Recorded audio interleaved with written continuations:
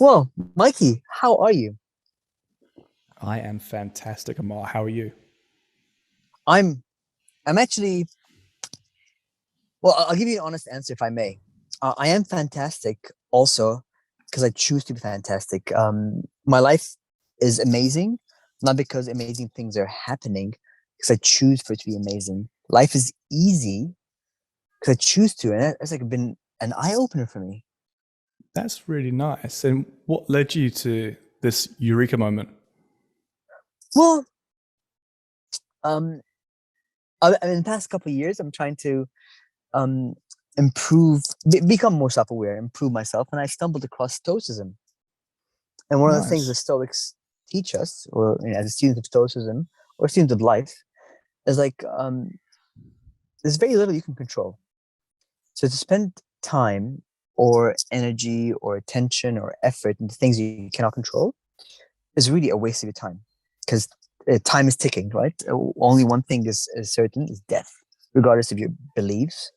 We're all going to die. There's scientific proof until it changes. So I look back at my mood and there's those simple questions. Hey, Amar, how are you? Guess what? It's always going to be the same answer. And sometimes just verbalizing it makes it so. And also, I realize how can it not be? I'm still alive. I'm still able to make choices. I am free. Every other shackle in my life is self imposed or self inflicted because I choose to get a mortgage that I cannot afford, or I choose to work in an organization I'm not happy with, or I choose to be with a partner that doesn't satisfy me or meet my needs. So I'm like, whoa. I love that.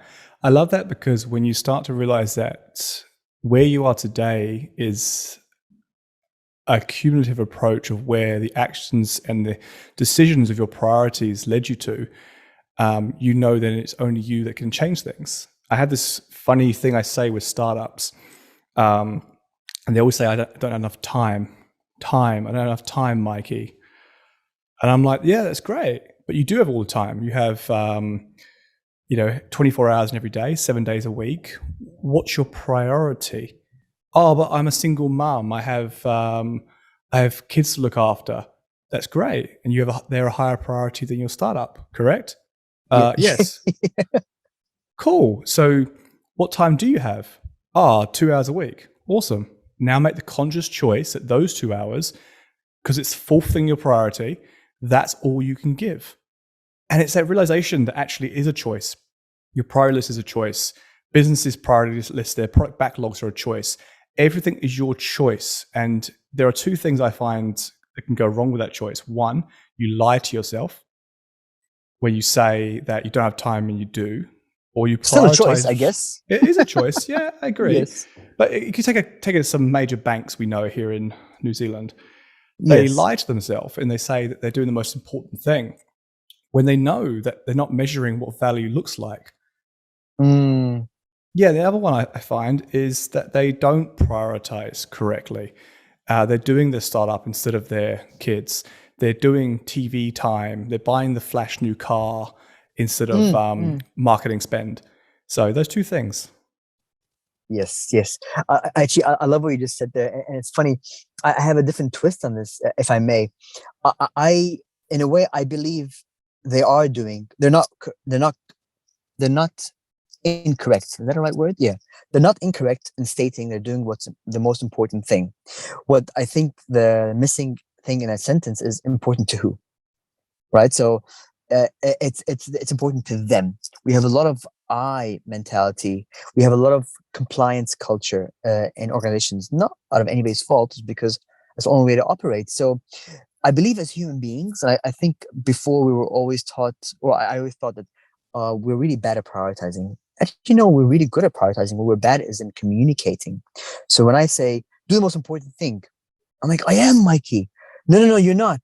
No, but I am. And hence the conflict and misalignment where we forgot to say, please do the most important thing by your employer. Or if we're really in a I guess a woke company, as the young people like to say it, or a customer centric organization, do what's right by the what's a priority for the customer. But I believe we all do what we think is a priority, but we just forget to actually all agree on, wait a second, whose priority am I working with? I believe once we come to terms with that, then we're all at peace. There's a guy saying, I'm the CEO, it's my priority, I pay the bills, and this is the company we all signed up for. So let's be honest. While you're here, it's my priority. I wonder if that's a brings peace to a work environment. It might not bring um, might not address the retention rates or attrition rates that may occur, but let chaos theory kick in and let the dust settle, because even chaos theory says everything must find its home with time. So if a company, maybe by decision or by these kind of things, the chaos leads to nobody working there, which is unlikely because there are different people. People like to just get told what to do, they'll do it to the best of their knowledge and move on and get paid. So imagine if we find a home for everybody to live in that's so comfortable and it meets their needs, there'll be less angst. I don't know. One thing I want to pull out of that, which I really love, Amar, is who is setting the priority and for what reason, and being truthful about that. Because I think you and me both, and kia ora koutou to people out there listening afterwards, we're in the lovely New Zealand, and agile transformations are taking over a lot of companies. But from my experience, and Amar, you tell me if I'm wrong here, we do agile in a way that can help to retain people because we're telling them we're doing agile, but we don't do the fundamentals, which is actually what you just said there, which I love. It's who is actually prioritizing. Is it the board? Are we prioritizing for money? Are we prioritizing for product centricity? Or are we prioritizing for customer centricity? And there really is, if you understand that, it's a lot less stressful. So I love that thing. You're right. It's less stressful. I've been in organizations where I've been misaligned with the leaders I'm working with, but I never felt stress because I was able to use the catchphrases of the values of the company and the public messaging, regardless if it's true or not, but it's out there, it's public. So I use that. So I become very confident, regardless of my station or who I report to or my hierarchy and the empowerment I have. And I might not be liked, which I got over real fast, but I felt less stressed. And I like to use that word less stressful because I have an anchor to fall back on, a public statement on a website saying we are customer centric. So I feel comfortable challenging every time a priority is set with somebody where I can't see, and I have a right to see the dotted line, or hopefully the straight line to customer priority, But Mike, before we get into it, you said you're doing fine. Tell me why you're doing fine. I'm a big believer or amazing, I think the word you said. Yeah, I'm amazing. And probably very similar to yourself in the fact that maybe I didn't choose to be this way consciously, but I live by the ideals that what can I control? What can I influence? And where those circles meet is what really matters. And for me personally, what can I control? I control my own body. I have limited control over my priority and my schedule. Not limited. I have quite a lot of control over that. Nice. What can I influence? Hopefully I can influence my clients to achieve their business goals that they want. Yes. And that's what makes me amazingly happy, because I know that if I'm unhappy today, then I can reflect on that and change it tomorrow. I'm not in a rut where I've got to actually do what somebody else is to do. And we live in a free country. We should be humbled in the fact that we were born here. Well, actually, no, sorry, you and me are not born here technically. Well, it's true. We're both not born here. Sorry, well, we're in a free country. Yes. There are many countries in the world where actually your day is preordained. Yes. In New Zealand, we can get up and go, do you know what? I'll be broke. But I can actually not go to work today. I can choose to paint a picture, or I can choose to play with my kids. It is a choice. Correct. And once you realize that it is a choice and what you can and can't control, it becomes much less stressful. And that's why. Oh my God, you're so you're so right. There's so much gratitude in what you just said, because we forget that. I mean, not only being in New Zealand, but even our stages in our life. I remember a time in my life where I didn't have control over my schedule, my calendar, regardless if it's because of the work I worked in or my mindset or the courage I had. And you're right. We if we stop for a second and be grateful and empathetic, some people who are listening may not have gotten there yet, Oh, totally, Amar. And but it's worthwhile to achieve it. People don't just get there right away. nice. And actually, I'll give a little story from my history. I wasn't always like Mm, this. yeah. Um, I got audited by the IRD. For those in Okay. America, it was the IRS, and got lumped with such a huge bill. At the same time, my business was folding, and I was not in control of my own life. I had to sacrifice 5 years of my life working 80 hours a week, because if I didn't, my kids would go hungry, or I go Yes. bankrupt. And in our line of work, having a bankrupt on your resume would mean you don't get any more work. Yes. So once I pulled through that and my life became my own again, it was a much more stress-free environment. So obviously I like to say things like, "Oh, Mike, just don't go down that route again." Unforeseen circumstances can happen. Yes. But what brought me out of it was simply, what percentages of my day do I control? And once I got to 24 Yes. hours that I now control, I'm Yes. ecstatic. I'm amazing. That's right. And you mentioned the environment around you. And I grew up, I was born in a country where you mentioned before, we're lucky being in New Zealand being broke, but I can still paint something or think or walk around. I grew up in a country, if you're broke, you're actually imprisoned or kicked out of the country. So imagine the pressure you would be feeling and the lack of entrepreneurship. It's funny, in this country I used to live in, um, they have startups. But it's funny. Every startup has got a condition. It must have $10 million in the bank, Oh, which oh, defeats the purpose of a startup, in my opinion. I can wow. imagine startups can get a lot of venture capitalists, but that's not how you start up. I think that's like maybe second up. You know, Mm, a startup is I've got an idea, I got passion, I have a team of people with the same passion, and we're gonna pilot something. So we then get somebody to give us $10 million to build something.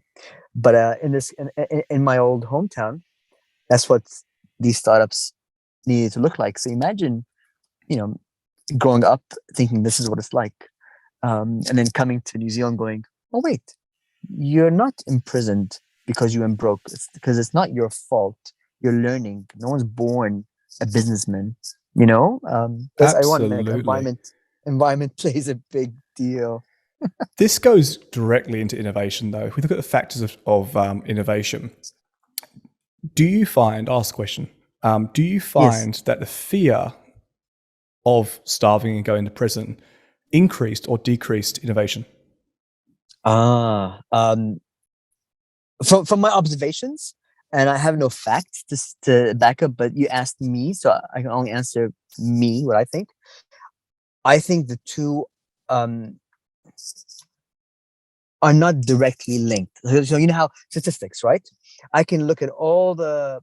So the country I was talking about was the Middle East, I grew up in Dubai, but I also worked in Qatar and Kuwait and Saudi Arabia and Iraq and they're all the same, like the whole Middle Eastern working culture. So I'm not pinpointing one, but due to the risk of starvation and fear of failure and fear of incarceration, innovation was high. However, it's very dangerous to use statistics and going, that's how you lead to higher innovation. Because there's also equally high level of innovation in countries like the US and in Europe and even New Zealand, where there is less of a risk of starvation or incarceration or some kind of fear of death, either you know extreme as death or even like your kids not able to eat, let alone buy a new iPhone. So I'll be honest, I don't know if I answered this question, but I don't think there's a link. But I don't think equally I don't think it's the reason why people innovate, but also I don't think it's the reason why people do not innovate. Yeah, it was a bit of a It trick it question as well. bleeds. Yeah, I think it breeds a different kind of people. Like in the Middle East, I believe we have a lot more resilient people who play by the rules because going outside the rules is scary. So they think, which I kind of like in a way, think of the end and goal before doing anything, because there's no room to just do it half-ass. And I'd argue in countries like New Zealand, other more liberal countries, it's great because we have more ideas, but maybe more failures statistically because they tried more. But are they linked together? Is one good, one bad? Not really. And I believe once you're realistic and you're a pragmatist and you have passion, I believe you can make it anywhere. You just gotta, there's ethics. That's the only thing I believe that would bound me anyway. But I believe I can be in Africa, be in Iraq, be in Middle East, be in New Zealand.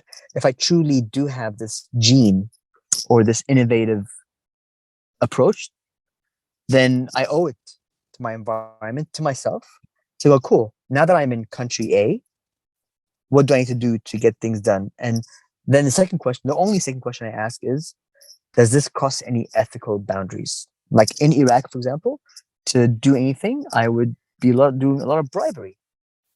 So I don't want to be innovating, you know, with that on my conscience. It's a great So that's my ethical. ethical bound. It's a great ethical dilemma. I don't want to go too much of a tangent, but I remember when my NBA class, half of us went to India, the other half went to Argentina. And prior to the Indian group going there, they were very judgmental. And I heard them, they were very judgmental on the ethics of bribery and how things are done. But when they came back, they were far more empathetic to that's how things are done. And our ethics professor was very much in line with, but morality is subjective. And it's that eureka moment, right? That actually, if you think, say Atlantis was still around, the lost city of Atlantis is actually cloaked. It's somewhere in the Middle East and no one can see it. And they're looking, let's go with this. This sounds cool. And they're listening to us right now, laughing, going, but you guys are so unethical. How you're doing this is so unethical because, you should be face-to-face communication. And you realize that, bribery is totally wrong in this country. And I think how our values are is totally wrong. But if you're in a place where that is the norm, isn't it just part of the society agreed outcomes? Which goes back to organizations. You can't change a culture overnight. And if you try to change a culture overnight, you'll be dismally disappointed. Because the culture of the company is a very big tanker. And you're just sitting in there on a little speedboat shouting, come this way, you're unethical. And they're going, but we're okay where we are, thanks. You're the one about to be chomped by a shark. But yeah, a bit of a tangent, but I always like the... No, it's a good point. I like that. You're right. And I think maybe we're too holistic about this whole ethical thing. Maybe we owe it ourselves to make it a lot simpler. Maybe it's simple. If what I'm about to do causes harm, it's that simple, not ethical. But if it's just the way things get done, I mean, like from the Middle East, I find taxation unethical. Because I've grown up. So do I, don't worry. However, I see my elderly mother, who's a doctor and well established and has given to this country and purchased a home and invested, is now on superannuation.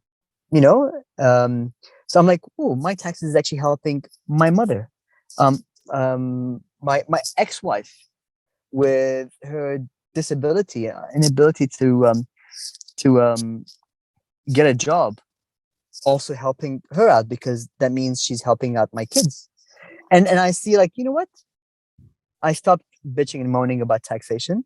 I don't believe in democracy. That's my hiccup. So that's something we should approach later on. Yeah, exactly. I know, but yeah, I like how you're approaching ethics and stuff. But yeah, I'm going to combine the ethics with innovation in a second because it's become a really beautiful flow now. But if we think about that, you're totally correct. Your morality is subjective in the fact where you come from really just drive how you feel about ethics. But then bring it back to innovation. We look at the academia for innovation. And it's interesting because I've always disagreed with it when I was younger, but now I kind of do agree with it. Growing up, I was poor. You had to innovate in order to get anywhere. But Google says that, because that's our God and savior, do no harm. But Google says you take enough, pays people enough to take the thought of starving off the table. You don't pay them too much. You pay them enough to take starvation off the table, right?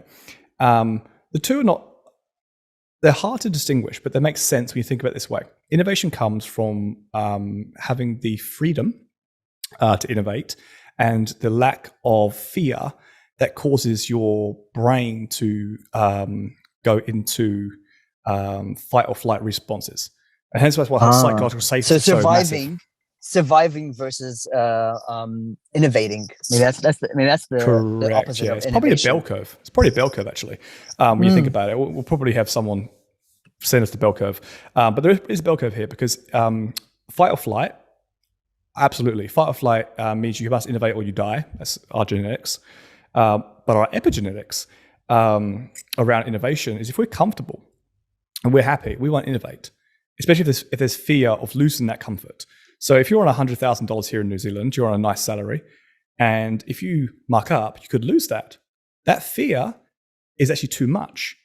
And this is why we talk about those two things being quite the same. If your organization is culturally dogmatic, should we say, you are actually not empowered to do innovation, so you don't. And this is where I think freedom and then you have an innovation team, which is kind of, you have to create a bubble around them, right? Absolutely. And this is where if you truly want that innovation to come out. Yeah, and I think even Michael Sahota from Canada says something very similar about the culture bubbles. And most entrepreneurs' books tend to talk about creating the silos between a startup mentality inside of a large organization, because culture can be destroyed. And you and me know that firsthand when we work with teams and they get amazingly performing and they feel secure and they're innovating, and then the manager changes and suddenly they go back to their, not doing anything, I'll get in trouble. Yes. Or the first sign of getting in trouble, it's like you create a habit.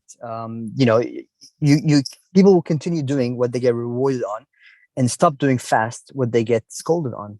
So all it takes is one time either way to continue the habit of doing something the second time or not doing something the second time. So it's funny, leaders, we all, actually not just leaders, adults play an integral part in society, whether you're raising children, whether you're being nice to your neighbor, whether you're adding value to the community, or in a work environment and trying to achieve a common goal.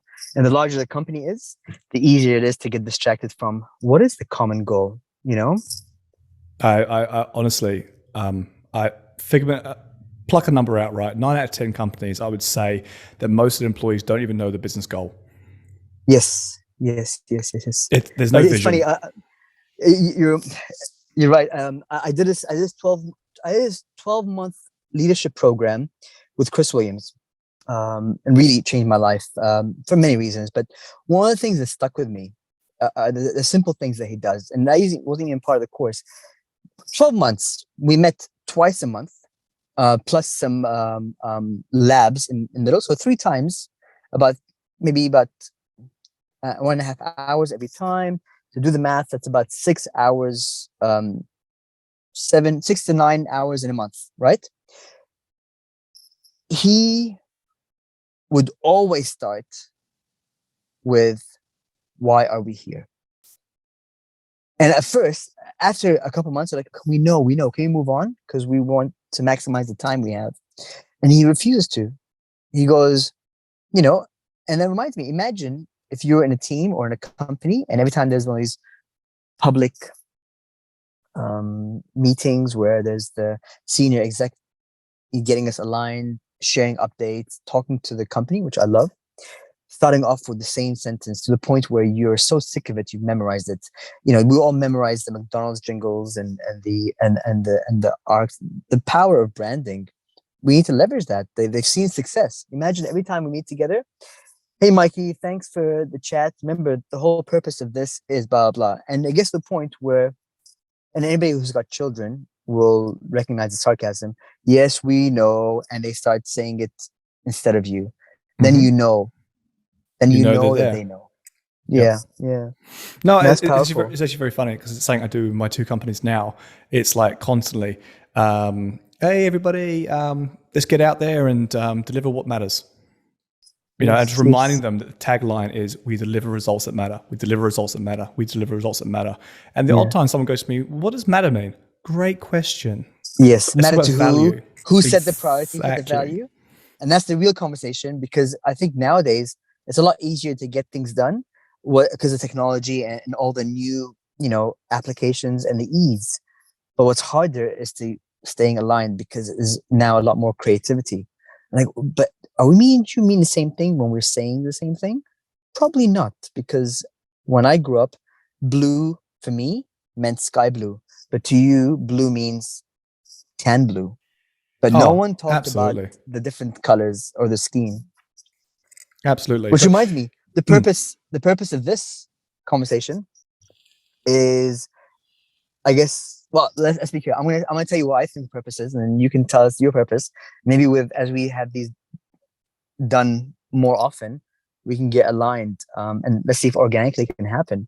I mean, my selfish purpose and my personal need is to put a voice to my thoughts, and I'm really looking for a safe place to kind of put it, but also ship it. In the words of Seth Godin, out to the public and be an artist.